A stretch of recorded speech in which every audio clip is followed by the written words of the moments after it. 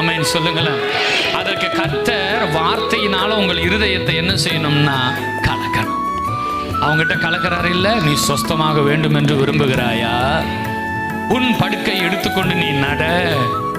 உடனே பாருங்க, நல்லா கவனிங்க, ஆண்டவர் அவனை தூக்கி விடல, உன் படுக்கை எடுத்துக்கொண்டு நடனார். ஆனா அவன் நடந்துட்டான். சோ அவனுக்குள்ள விசுவாசம் கிரியேட் ஆகாம நிச்சயமா அற்புதம் என்ன செய்யாதுன்னா நடக்காது.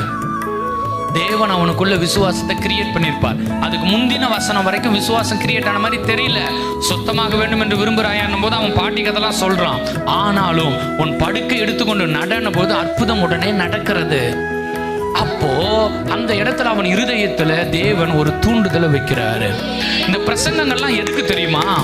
உங்களுக்கு அற்புதங்களை செய்ய இல்ல பிரதர், உங்கள் இருதயத்தை தூண்ட. உன் இருதயம் விசுவாசத்துல வந்துவிட்டால் அற்புதங்கள் தானாய் நடக்க ஆரம்பித்து விடும். அற்புதங்கள் எளிமையானது, இருதயத்தின் தூண்டப்படுதலே கடினமானது.